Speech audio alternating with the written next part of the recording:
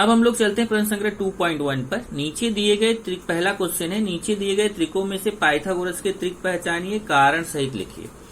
अब जैसे देखिए 3, 5, 4 एक संख्या दी गई, हमें पता करना क्या पाइथागोरस का त्रिक है। तो आपको क्या करना है, इसमें एक को ए मान लो, दूसरे को बी, तीसरे को सी। जो सबसे बड़ी भुजा है उसका वर्ग करो, जैसे b बराबर 5 सबसे बड़ी भुजा है उसका वर्ग करो, 5 का स्क्वायर 25 आएगा, उसको समीकरण 1 कर दिया। बाकी जो दो भुजाएं छोटी छोटी हैं उनका वर्ग करके जोड़ो। ये देखिए ये दोनों छोटी छोटी, तो ए स्क्वायर प्लस सी स्क्वायर, 3 का स्क्वायर प्लस 4 का स्क्वायर, 3 का स्क्वायर 9, 4 का स्क्वायर 16, 9 25 आ जाएगा। अब अगर सबसे बड़ी भुजा का अकेले का वर्ग बाकी दोनों भुजाओं के वर्गों के योगफल के बराबर आ गया, तो फिर दोनों, तो यहाँ पे क्या हो गया, अर्थात बड़ी संख्या का वर्ग अन्य दो संख्याओं के वर्गों के योगफल के बराबर है। यहाँ पे मैंने बराबर नहीं है लगाया है, वो गलत है, यहाँ बराबर है लगाएंगे, क्योंकि देखिए जो सबसे बड़ी भुजा का वर्ग है अन्य दो भुजाओं के वर्गों के योगफल के बराबर है। तो इसका मतलब ये आपका क्या हो जाएगा, ये देखिए सबसे बड़ी भुजा का वर्ग, सबसे बड़ी भुजा 5 थी, उसका वर्ग 25, अन्य दो भुजाएं जो छोटी छोटी उनका वर्ग करके जोड़ा, वो भी 25 आया। तो इसका अकेले का वर्ग अन्य दो भुजाओं के वर्ग करके जोड़ने के बराबर आ गया। तो यहाँ देखिए बड़ी संख्या का वर्ग अन्य दो संख्याओं के वर्गों के योगफल के बराबर है, इसलिए 3, 5, 4 पाइथागोरस का त्रिक है। यही जब आप दूसरे क्वेश्चन में देखेंगे तो यहाँ देखिए 4, 9, 12, इसको ए मान लिया, इसको बी, इसको सी, इसमें सबसे बड़ी संख्या सी है, उसका वर्ग किया, 12 का स्क्वायर 144, बाकी दो ए और बी छोटी संख्या उसका वर्ग करके जोड़ा, 4 का स्क्वायर प्लस 9 का स्क्वायर 16 प्लस 81 जोड़ेंगे तो 97। ये देखिए अकेले संख्या का वर्ग बाकी दो छोटी संख्याओं के वर्गों के योगफल के बराबर नहीं आया, 144 है 97 आया, दोनों बराबर नहीं है। यहाँ कैसा था, दोनों 2525 बराबर आया था, पर यहाँ 144 से 97 दोनों बराबर नहीं आया। तो ये देखिए सी स्क्वायर बराबर नहीं है ए स्क्वायर प्लस बी स्क्वायर के, समीकरण 1 तथा 2 से, अर्थात बड़ी संख्या का वर्ग अन्य दो संख्याओं के वर्गों के योगफल के बराबर नहीं है, इसलिए 4, 9, 12 पाइथागोरस के त्रिक नहीं है। तो यहां मैं बराबर का निशान लगा देता हूं। ओके, इस तरीके से हमारा पहला क्वेश्चन है। इसको अगर आप देखेंगे तो यहाँ पे आपका उसने सब किया है, लेकिन इसमें डायरेक्ट किया है, मैंने थोड़ा सिस्टमेटिक किया है। दूसरा क्वेश्चन देखिए, आकृति में कोण यमएनपी 90 अंश है। देखिए कोण यमएनपी मतलब कोण यन 90 अंश है, रेख एनक्यू लंब है एमपी पर, एमक्यू 9 दिया है, क्यूपी 4 दिया है, ये देखिए ए मान दिया है 9, ए दिया है 4, तो हमें एनक्यू निकालना है। तो आप समझ सकते हैं बहुत आसान है, अभी जस्ट आपने पढ़ा ज्यामितीय माध्य का प्रमेय, ज्यामितीय माध्य के प्रमेय से एनक्यू स्क्वायर बराबर एमक्यू गुणे क्यूपी, एमक्यू का मान रख दिया क्यूपी का, 9 चौक 36, 36 का वर्गमूल कितना आएगा 6। तो यहाँ पे आपने क्या लगाया, ज्यामितीय माध्य का प्रमेय। तीसरे क्वेश्चन की तरफ चलेंगे। तीसरा क्वेश्चन देखिए, आकृति में कोण क्यूपीआर 90 अंश है। देखिए ए 90 अंश है, रेख पीएम लंब है रेख क्यूआर पर तथा क्यूएमआर है। देखिए ये क्यूएमआर एक रेखी है और ए लंब है, तो आपको क्यूआर निकालना है, क्यूआर। तो यहाँ पहले अभी जैसे आपने दूसरा क्वेश्चन किया, पहले ज्यामितीय माध्य का प्रमेय लगाएंगे, पीएम स्क्वायर बराबर क्यूएम गुणे एमआर से एमआर निकल जाएगा, जब एमआर निकल जाएगा तो क्यूएम में एमआर जोड़ेंगे तो क्यूआर निकल जाएगा। देखिए वही यहाँ पे किया है। चौथा क्वेश्चन देखेंगे, चौथे में देखिए यहाँ 90 है 30 है, तो आप समझ जाइए कि अगर 90 है 30 है तो ये 60 होगा, क्योंकि त्रिभुज के तीनों कोणों का योगफल 180 अंश होता है। यहाँ देखिए कोण पीएसआर 90 अंश है और ये 30 अंश है, तो ये 60 अंश हो जाएगा। तो 30, 60, 90 त्रिभुज का प्रमेय लग जाएगा। 30, 60, 90 त्रिभुज के प्रमेय से हम जानते हैं कि 30 अंश की सम्मुख भुजा जो होती है वो कर्ण की आधी होती है। तो 30 अंश की सम्मुख भुजा कौन है, अब यहाँ सूत्र नहीं लिखा उसने, 30 अंश की सम्मुख भुजा करके डायरेक्ट यहाँ लिख दिया। आप चाहे तो यहाँ पे लिख सकते हैं 30 अंश की यहाँ लिखो ऐसे, 30 अंश की सम्मुख भुजा बराबर 1/2 गुणे कर्ण, ये आपका बेस्ट तरीका रहेगा। तो 30 अंश की सम्मुख भुजा कौन है, देखिए एस आर बराबर 1/2 गुणे कर्ण, कर्ण कौन है आरपी। अब देखिए एस आर का मान दिया है 6 बराबर 1/2 गुणे आरपी, 2 का उधर जाके गुणा करेंगे, 2 6 12 हो जाएगा, तो आरपी का मान 12 आ जाएगा। अब जब आरपी का मान 12 आ गया तो हम ये निकाल सकते हैं एसपी। ये देखिए यहाँ पे 60 अंश आएगा, तो 60 अंश की सम्मुख भुजा एसपी रहेगी, मैं 60 लिख देता हूँ यहाँ पे। तो 60 अंश की सम्मुख भुजा कौन है एसपी, तो 60 अंश की यहाँ पे आप सूत्र लिखो तो बेस्ट है कि 60 अंश की सम्मुख भुजा जो होती है कर्णी में 3/2 गुणे कर्ण होगी, तो ऐसे लिखो 60 अंश की सम्मुख भुजा बराबर कर्णी में 3/2 गुणे कर्ण, तो बेस्ट है। तो 60 अंश की सम्मुख भुजा कौन है पीएस बराबर करनी में 2 गुणे, करनी में 3/2 गुणे कर्ण। कर्ण कौन है? आरपी। आरपी का मान मिल चुका है यहाँ पे 12, आरपी का मान 12 रख देंगे, 2 छंग 12, तो ये आएगा 6 करनी में 3। तो इस तरीके से आपको आरपी का मान आ गया 12 और पीएस का 6 करनी में 3। अगले में 45 45 90 लग रहा है। देखिए ये देखिए इसमें क्या बोला है कि ये दोनों भुजाएं सर्वांगसम है और ये 90 अंश है। ये देखिए अगर ए बी बी सी के बराबर है, सर्वांगसम का निशान बना हुआ, तो आप जानते हैं दो किसी त्रिभुज में 2 भुजाएं सर्वांगसम हो तो उनके आमने सामने के कोण भी समान होते हैं। अब ये 90 है तो ये दोनों मिल के 90 रहेगा, तो ये 45 45 हो जाएगा। क्यों? क्योंकि दोनों समान है, दोनों कोण समान है, इसलिए 45 45। तो यहाँ देखिए वही लिखा है ए बी बराबर बी सी, ये बॉक्स टाइप का क्वेश्चन है। यहाँ देखिए ए बी बराबर बी सी क्या है? दिया है, प्रश्न में दिया है। ये देखिए यहाँ डायग्राम में दिया है ए बी बराबर बी सी।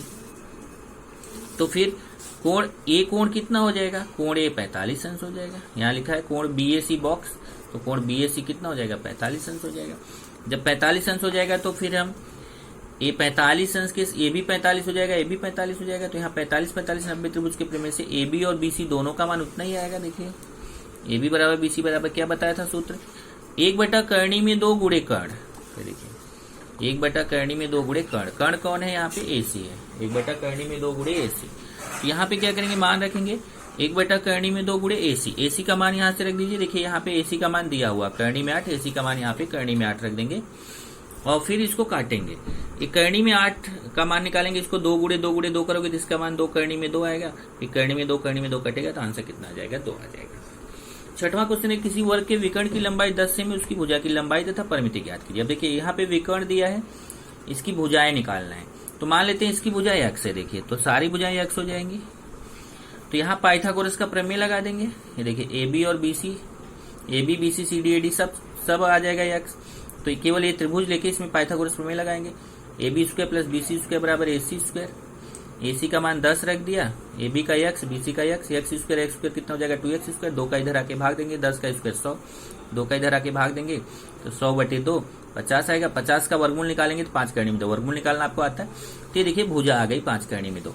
और जब भुजा आ गई 5 करनी में 2 तो वर्ग की परिमिति क्या होती है? 4 गुणे भुजा, 4 गुणे 5 करनी में 2, 20 करनी में 2 आ जाएगा। 7वां क्वेश्चन देखेंगे तो यहाँ पे देखिए आपको क्या करना है। आकृति है, इसमें ये 90 अंश है, ये 12 दिया है, 8 दिया है।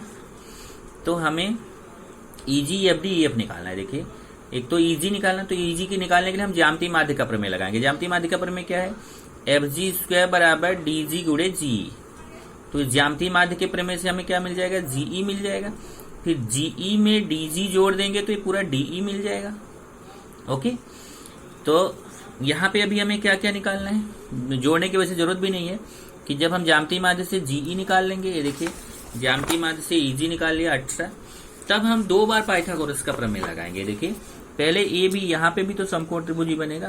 देखिए ए बी 90 अंश बनेगा, तो यहाँ समकोण त्रिभुज लगाए, पाइथागोरस प्रमेय लगाएंगे। तो देखिए ये 90 अंश के सामने ये कर्ण होगा। कौन कर्ण होगा? डीएफ कर्ण होगा। तो कर्ण निकाल सकते हैं डीएफ।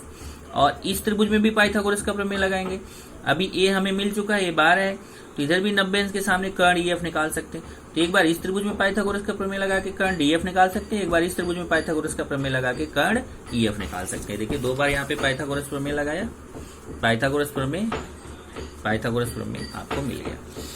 ये देखिए यहाँ पे किसी आयत की लंबाई दी है 35, चौड़ाई दिया है 12, तो उस आयत का विकर्ण निकालना है। तो आप जानते हैं आयत का प्रत्येक कोण 90 अंश होता है, तो यहाँ विकर्ण निकालना है। देखिए समकोण त्रिभुज बन रहा है, ये समकोण बनाने वाली भुजाएं पता है, कर्ण आप निकाल सकते हैं पाइथागोरस प्रमेय से।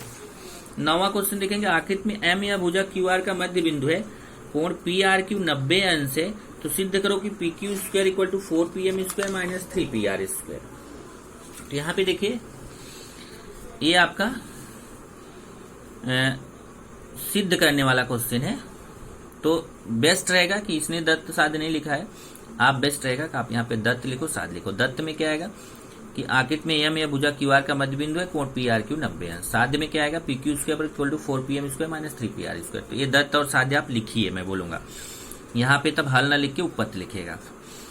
ये देखिए त्रिभुज पी आर क्यू में ये देखिए ये कोण दिया है 90 अंश, कोण पी आर क्यू 90 अंश दिया है। तो पाइथागोरस प्रमेय लगाएंगे तो क्या आएगा? P Q square equal to P R square plus R Q square. ये देखिए, और अगर त्रिभुज पी आर एम में आएंगे, ये छोटा त्रिभुज लेंगे पी आर एम, तो इसमें भी पाइथागोरस लगा सकते हैं। P M square equal to P R square plus R M square. Okay, अब यहाँ देखिए ये m जो है ना मध्य बिंदु है, m मध्य बिंदु है, तो हम क्या बोल सकते हैं, हम बोल सकते हैं कि आरएम जो होगा वो पूरे क्यू आर का आधा होगा, मतलब RM equal to Q R upon 2। ये देखिए आरएम इक्वल टू पी, यहाँ पे लिखा P Q upon 2, P Q upon 2 कहाँ है जरा देखो, एम रेख पी क्यू का मध्य बिंदु है, यहाँ थोड़ा सा गलत किया है, एम रेख आर क्यू का मध्य बिंदु है, तो यहाँ जरा चेंज करेंगे हम, आर क्यू लिखना और यहाँ पे भी आर क्यू, ठीक है। तो ये देखिए आर क्यू का मध्य बिंदु, एम आर क्यू का मध्य बिंदु है, तो क्या लिख सकते हैं, R M equal to Q R upon 2। ये देखिए आर क्यू अपॉन 2। ओके, तो अब यही जो मान है आर एम का, इसमें समीकरण 2 में रख देंगे, तो ये हो जाएगा P M square equal to P R square plus R M की जगह पे क्या लिख सकते हैं, 1/2 आर क्यू, आर एम की जगह पे 1/2 आर क्यू, उसके ऊपर स्क्वायर, तो 1/2 का स्क्वायर 1/4, आर क्यू का स्क्वायर आर क्यू स्क्वायर, 4 से गुणा कर दो तो 4pm square equal to 4pr square plus R Q square हो जाएगा। फिर अब यहां से देखिए जो आर क्यू स्क्वायर है उसका मान यहां से रख देंगे, इधर देखिए ये आपका 4pm square equal to 4pr square plus R Q square का मान हमें रखना है, तो आर क्यू स्क्वायर का मान रखेंगे क्या, R Q square equal to P R square plus P Q square. अब देखिए यहाँ पे 4pm square equal to 3pr square plus, ये देखिए यहाँ पे क्या आएगा, 4pm square equal to 3pr square plus R Q square equal to P R square plus R Q square. Check करते हैं जरा, आर क्यू स्क्वायर की जगह पे हम क्या लिख सकते हैं, यहां से देखिए समीकरण 1 से इसमें चेंज करते हैं, यहां से आर क्यू स्क्वायर बराबर हो जाएगा P Q square minus P R square. देखिए आर क्यू स्क्वायर की जगह P Q square minus P R square लिख सकते हैं, तो यहाँ पे देखिए आर क्यू स्क्वायर की जगह आप रख दो P Q square minus P R square. अब जब आप ब्रैकेट खोलोगे आप, तो यहाँ पे क्या आएगा देखिए 4pm square equal to 3pr square minus P R square, तो ये देखिए P Q square equal to, ये देख लीजिए यहाँ पे फिर से सिद्ध क्या करना है अपने को, P Q square equal to 4pm square minus 3pr square, तो यहाँ से देखिए pm square equal to P R square plus 1/4 R Q, दोनों पक्षों में 4 से गुणा कर दिया, 4pm square equal to 4pr square plus यहाँ से 4 कट जाएगा आर क्यू स्क्वायर।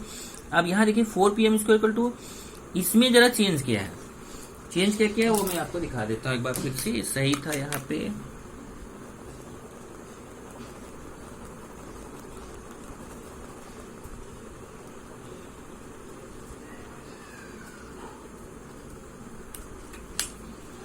इधर देखिए, इधर मैं लिख दूंगा बाद में, इसने क्या किया, इधर 4pr स्क्वायर का 1pr स्क्वायर बाहर निकाल लिया, ध्यान से देखिए, 4pr स्क्वायर में केवल यहाँ 3pr स्क्वायर लिखा और 1pr स्क्वायर यहाँ बाहर निकाल दिया, तो ये हो जाएगा pr square plus R Q square, ये दोनों को साथ मिल गया। अब pr square plus R Q square, यहाँ से देखिए pr square plus R Q square की जगह हम क्या लिख सकते हैं, पी क्यू स्क्वायर, तो pr square plus R Q square की जगह क्या लिख दिया, पी क्यू स्क्वायर, फिर इसको इधर ले लिया माइनस और ये आपका सिद्ध हो गया। और ये 10वां क्वेश्चन देखिए, किसी रास्ते की दोनों ओर, ये देखिए एक रास्ता है बीडी, इसकी इधर एक सीढ़ी है, ये देखिए ये सीढ़ी है एसी, यही सीढ़ी इधर भी लगी, यही सीढ़ी इधर, तो इस सीढ़ी की लंबाई 5.8 दिया है, 5.8 दिया है, ये यहाँ 4 मीटर ऊंचाई तक जाती है, यहाँ 4.2 मीटर ऊंचाई तक जाती है। तो उसने पूछा है रास्ते की चौड़ाई कितनी है, तो देखिए यहाँ 90 अंश है, तो एक पाइथागोरस प्रमेय लगा के बीसी निकाल सकते हैं और इसमें पाइथागोरस प्रमेय लगा के डीसी निकाल सकते हैं, ये दोनों जोड़ेंगे तो हमें पूरे रास्ते की चौड़ाई पता चल जाएगी।